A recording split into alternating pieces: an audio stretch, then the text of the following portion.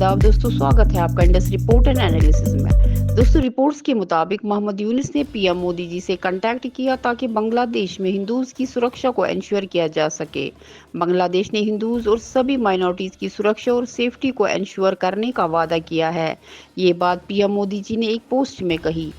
PM Modi ji ने बताया कि बांग्लादेश इंटर्म गवर्नमेंट के चीफ एडवाइजर मोहम्मद यूनिस ने उन्हें फोन किया और एश्योरेंस दिया।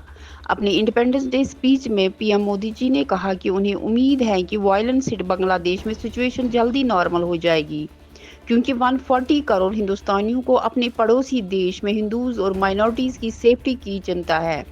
प्रोफेसर मोहम्मद यूनिस का टेलीफोन कॉल रिसीव किया, दोनों देशों के हालात पर विचार विमर्श किया और एक डेमोक्रेटिक, स्टेबल, पीसफुल और प्रोग्रेसिव बांग्लादेश के लिए इंडिया के सपोर्ट को दोहराया।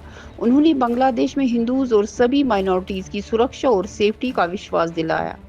मिस्टर यूनिस ने ढाका में ढाकेश्वरी टेंपल विजिट करके बांग्लादेश के हिंदूज से मिलकर उन्हें आश्वासन दिया। उन्होंने रिसेंट वायलेंस के दौरान जब former prime minister Sheikh Hasina को हटा दिया गया था, माइनॉरिटीज पर हमला करने वालों को सजा देने का वादा किया। पूरे बांग्लादेश से ऐसी रिपोर्ट्स आई थी जिसमें विजुअल्स दिखाई दी जहां हिंदूज और माइनॉरिटीज पर हमले हुए। कुछ रिपोर्ट्स में टेंपल्स को तोड़ने और मॉब्स द्वारा आदमी और औरतों पर हमला करने की बातें सामने आई थी।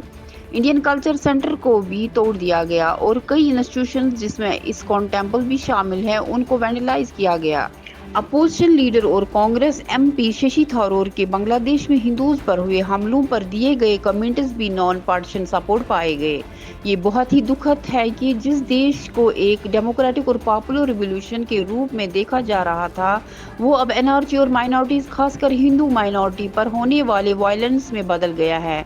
हम इंडिया में बांग्लादेश के लोगों के साथ खड़े हैं, लेकिन जब इंडिया और बांग्लादेश की दोस्ती के हर प्रतीक पर हमला हो रहा है तो चुप रहना मुश्किल है।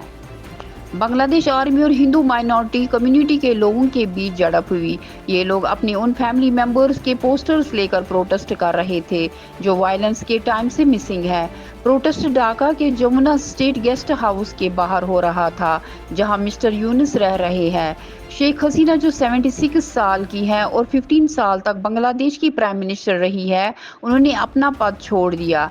ये प्रोटेस्ट पहले जॉब कोटा स्कीम के अगेंस्ट शुरू हुआ था, लेकिन थोड़े टाइम बाद ये एक बड़े मूवमेंट में बदल गए जो उन्होंने पावर से हटाने की डिमांड कर रहा था। ये quota system civil services jobs में 30% रिजर्वेशन उन लोगों के लिए देता था जिनकी फैमिलीज 1971 के बांग्लादेश लिबरेशन वार में लड़े थे। और जानकारी हासिल करने के लिए बने रहिए हमारे साथ इंडस रिपोर्टर एनालिसिस में। शुक्रिया।